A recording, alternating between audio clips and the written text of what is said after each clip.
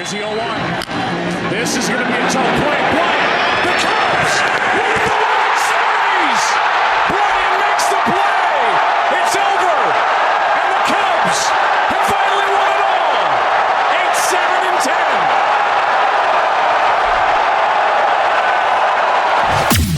8-7-10. Welcome to Club 120.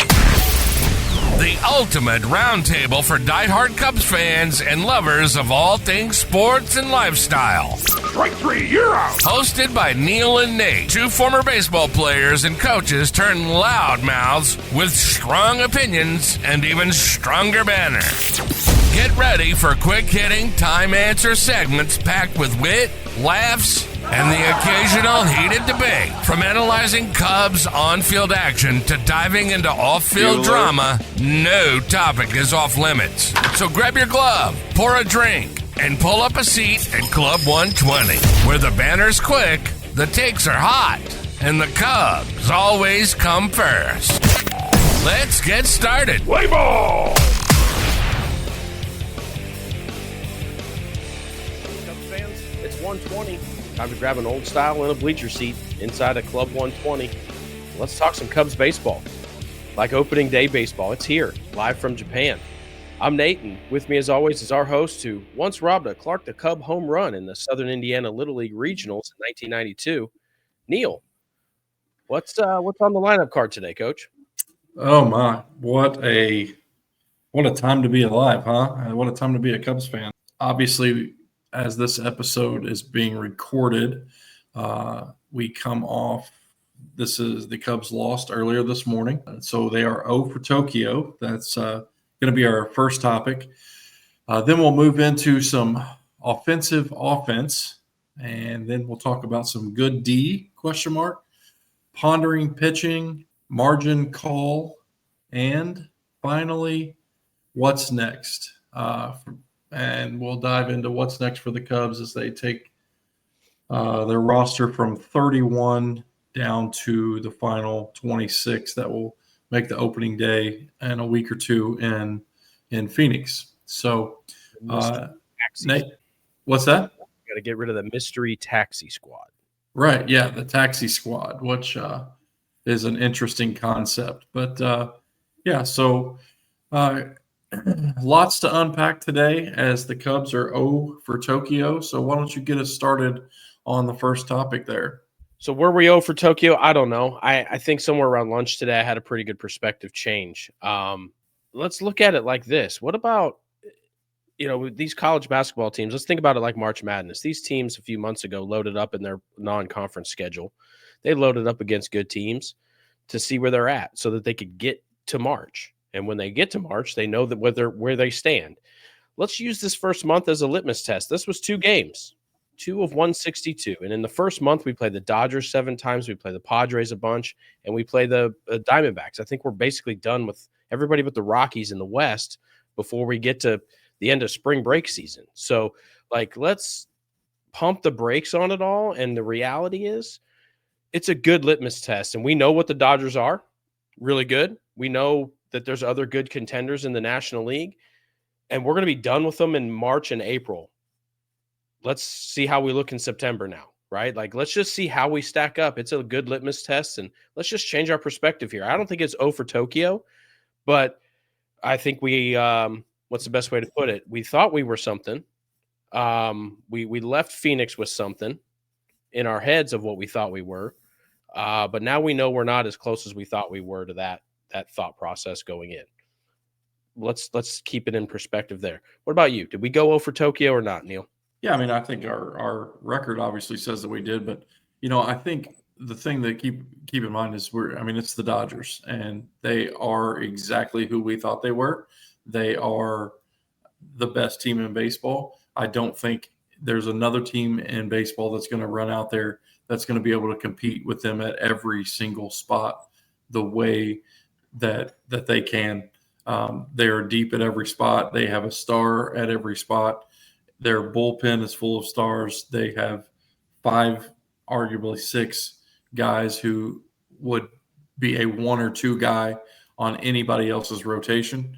And so it's important to keep in mind who we are playing and who that we're going against. But for your health, please stay off of Cubs Twitter, right? Like it's not good. Give yourself a 48-hour break and then come back, and hopefully things work out for the better. So let's talk about the offensive offense. What do you got for me?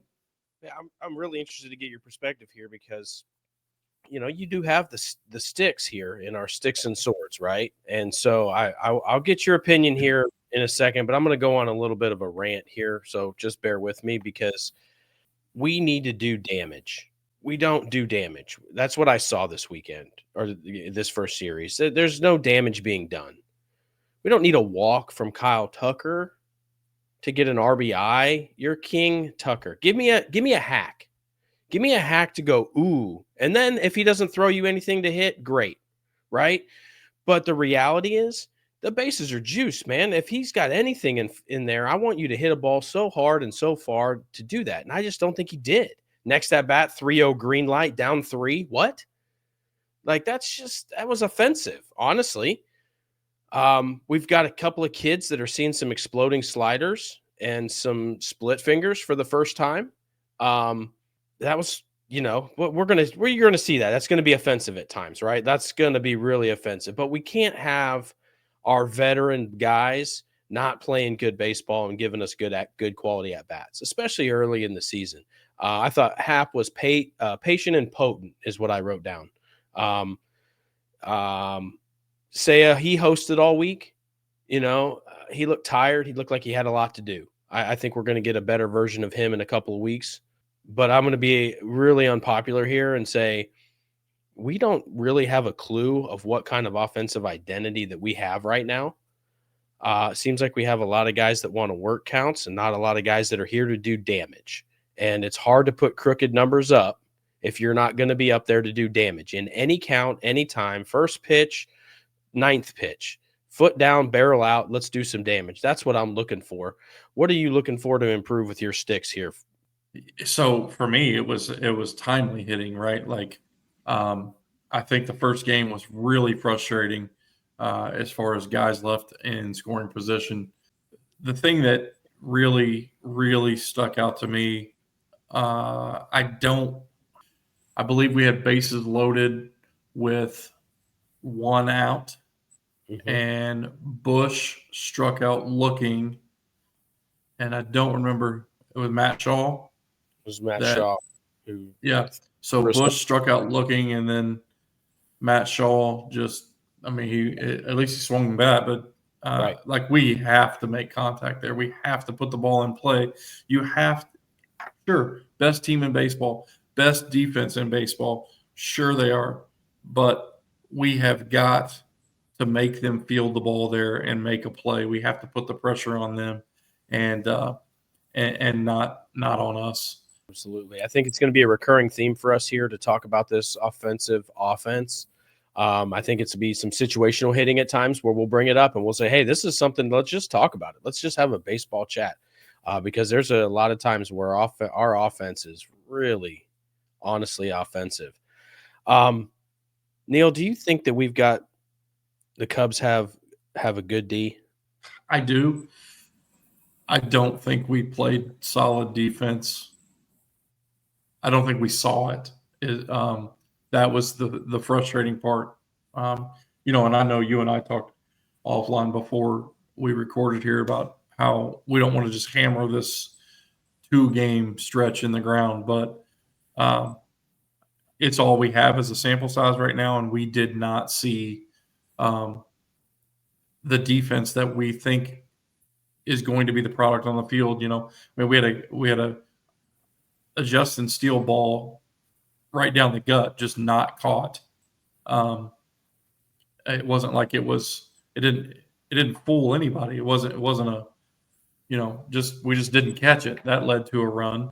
We threw the ball into a camera well off of a double play that even a perfect throw is not going to get the guy who would have beat it by 3 or 4 steps. Like, it just seemed mistakes that are not going to be typical were made. And I don't know if it was the experience, all the stuff surrounding the Tokyo deal and it just being too much.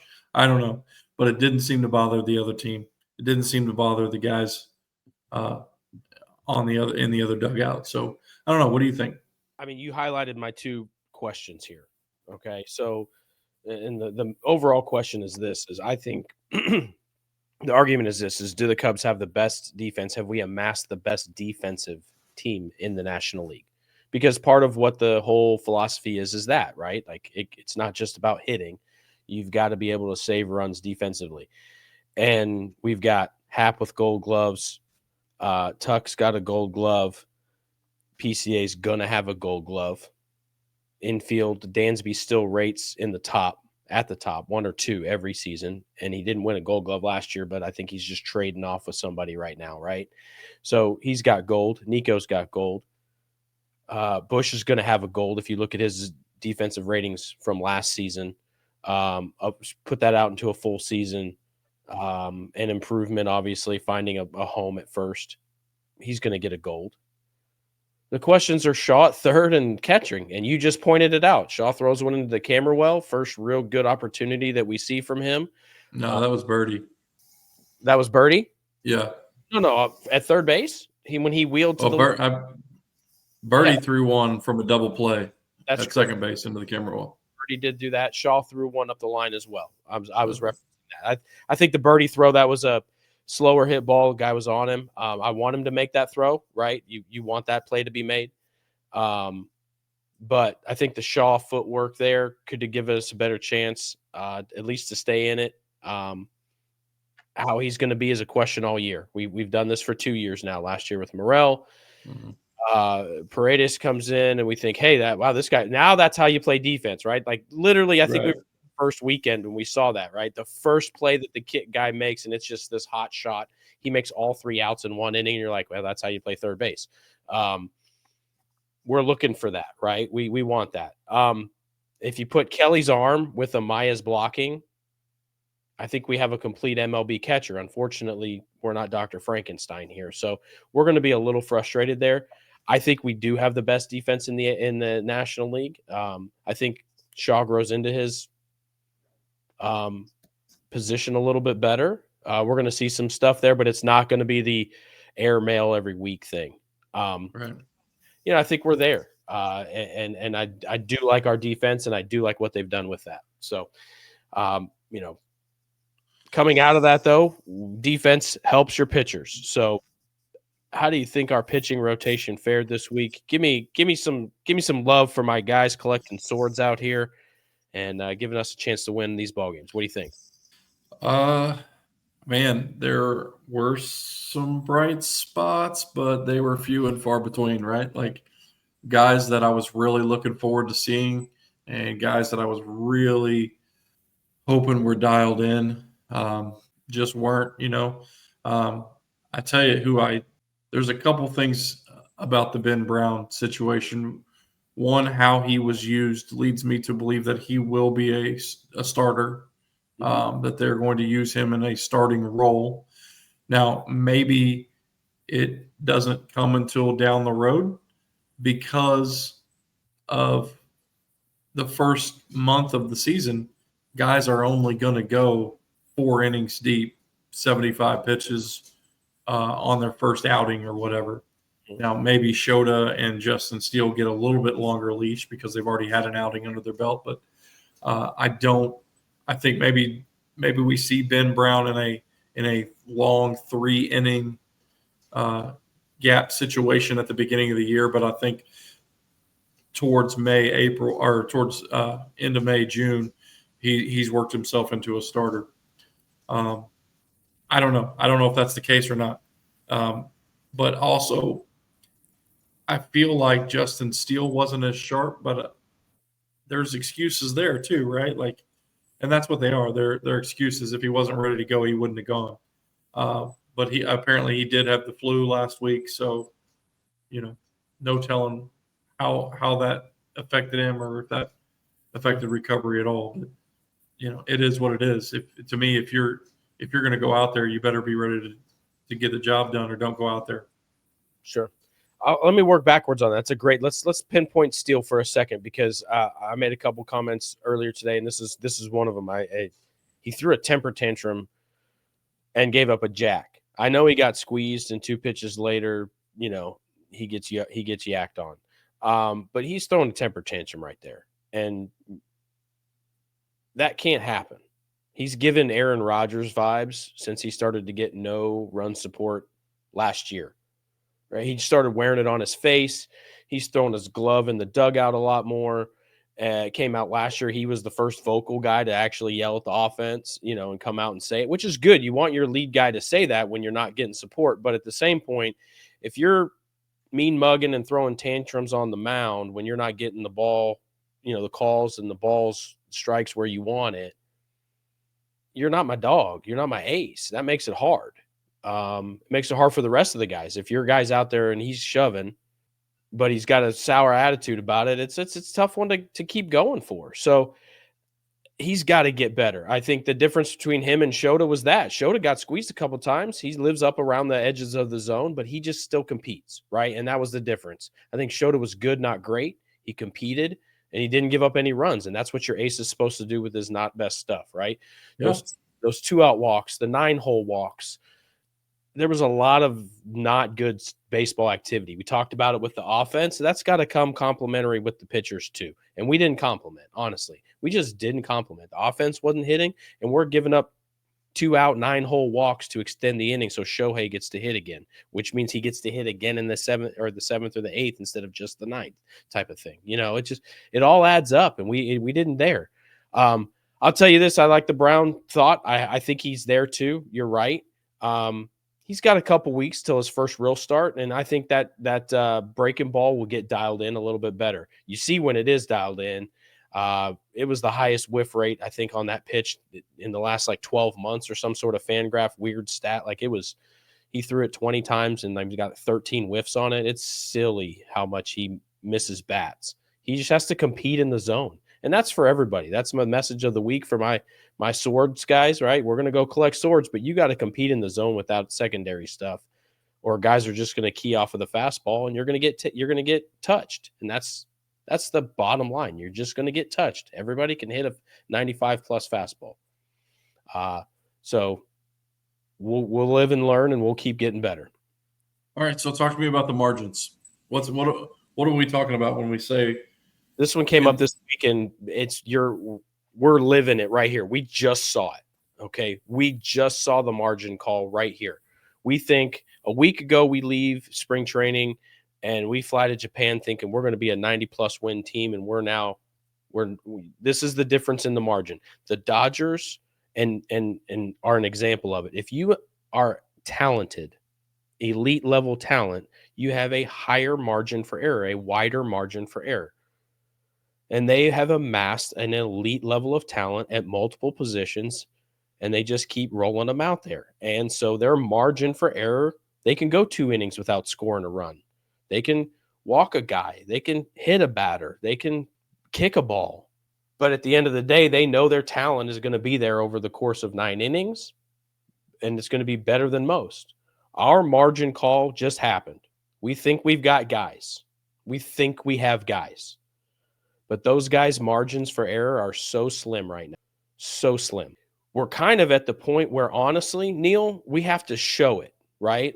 Did we really think – this is a good example on the other end of it. Did we really think that the Brewers were going to dominate our division last year and run away with it by 10 games?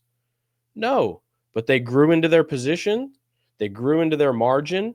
They lived in it, right? And they just didn't make as many mistakes, and they never really put themselves in position to test their lack of talent compared to the more talented or higher payroll teams or whatever you want to call it. That's where we're at. We're somewhere between Milwaukee and Los Angeles right now. That's where our margin is at. Now, we can either get better and the talent grows, but we've got a lot of guys that just don't have a lot of tenure yet. So our biggest margin guys would be Happ, Dansby, Tucker, and Nico. So watch for those guys. That if those guys aren't making life easy for us, it's going to be really hard if PCA is going to have to go 2 for 3 every night to start our offense. Does that make sense? Like that's our margin problem. And I think there's a gulf there. And I think the only way to get there is if we don't make our own mistakes or we go out and acquire more talent, bottom line. And quite honestly, give me your opinion and thoughts on how we're going to go acquire more talent with the budget we've got right now. Yeah, I don't think we are. I just think when I think of the margins, I think, we don't have – we're not a veteran-filled offense, right? So in where we're at as a group, where we're at as a team, even PCA with having what 70% of a year under his belt, he's still young. He's still borderline a rookie. So you can't rely on guys with no track record to pick up the slack. You can't, there's a lot of pressure on guys like Ian Happ and Dansby because those guys can't have 0 for 4 days. Like Any of them. no, because we have guys that are still in a learning curve, and so when we say the margins for there is no margin for our guys. Like somebody's got to produce every day, and we need that. So let's finish this off with the topic of the week here. What's next? What's next for the Cubs? They got to take this taxi squad from 31 to 26. Who's getting cut? Who's getting sent down? What's happening? Well, and this is an interesting deal because I think we just entered that weird week between Christmas and New Year's because we're coming back to spring training baseball. So, yeah, this is so stupid. And so what time is it, right? When do we have to have those guys named and numbered? That's interesting to see because we still have the Keller situation to that didn't get resolved because he was kind of just floating in the taxi squad. They did send Palencia down. This is going to be an interesting week of practice. Practice league is about to get real fun for about 6 or 7 guys, quite honestly, because they're coming back and they got to be hungry. So I don't know. I think the one to watch this week, the pick to click for me this week for the next, 7 to 10 days is going to be Tyson Miller. Quite honestly, because he's the one that's kind of had the bubble spring, and relievers are interchangeable. So if there's a guy that's hot right now, I could see them riding a hot hand to keep delivering 3 outs at a time. And if he's going to be a stress, I could see Craig moving on from that and saying, I just don't need that trick pony out there anymore. When the trick pony's good, it's good. But that would be the one that I would say pick to click. I think Wicks gets sent down and he gets pissed. So he's going to go 2 different ways. He's either going to light up AAA and he'll be back in a month, Paul Skeens style, if you will, from last year, where it was like, we can't just keep this kid down here. He's lighting everybody up. He's got that stuff right now, and I'd like to see that. But he's also a kid, so could he be pissed about, getting sent down or not? I don't know. I think that's an interesting one to watch. What about you? What do you think? Look, I think you're right, okay? I think you're right in that the majority of the moves have to come from the pitchers. I think we took I don't know what we took over there, 17 something astronomical. I would love to see the number. I should have done this before we got on the air, but I would have loved to have seen the number of how many actually threw. How many guys did we take over there? 17 arms. 17 arms. The number. Right. I wonder how many we threw though. Like how many pitchers did we throw over? Did we take over there that didn't throw? That's one question I have. And the other one is we didn't see Gage Workman. Yeah. And to me, that's a big deal. Like if there's one dude that's been showing up at spring training and been putting it on the field every day, I think that guy earned an AB. I think he maybe earned an inning or 2. And we couldn't find, in between our first day, where we had 3 hits for the whole game. Right. And day 2, we couldn't find an inning for this guy. I don't know. Well, unfortunately, his position or where he could have worked in there, John Birdie, our resident accountant, went off this week and had the most productive week of our offense. So that's another, hark back to the margin side. Like if John Birdie's your best hitter over 2 games, you're probably not going to have a good offensive output. No offense to John Birdie, but no, yeah. So, it's going to be an interesting week of work here for the boys. And I'm interested to see how we do because we left so hot and such on a high note. I hope that we take some really good from this. I hope it was a bonding experience. I hope, Master Craig does some bonding stuff on the way back and we reap the benefits of this through July and August, right? I mean, that's what we're hoping for, that these 2 games were more of a team thing than they were an individual win or loss for us. So did we go 0 for Tokyo, bringing it back to the beginning? We're going to find out around the trade deadline if we went 0 for Tokyo. I think that's when we'll know if this was a beneficial trip or not for us, and how stressful the last month and a half will be for us for the season. So Cubs fans, hold on. We're going to make it. We're going to make it another week. They'll be home soon. And back to work this week. Looking forward to a good week of work at Sloan. So thanks for tuning in, guys. Yep. Thanks for watching. As always, be sure to like, subscribe, follow all of our platforms. We are at Club 120 Show. Visit us online at www.club120show.com. We'll see you there. We're still going to win 93 games. So that's my take. I'm sticking to it. Go Cubs, go. Go Cubs, go. This has been Club 120. Neil and Nate have practically spent their entire lives doing something centered around baseball. And with these guys, you're going to get quick-hitting, time-answer segments packed with wit, laughs, and, yes, heated debates. We hope you enjoyed the show. If you did, make sure to like, rate, and review. We'll be back soon. But in the meantime, you can find us on all social media platforms at Club 120 Show. And, of course, the website at www.club120show.com.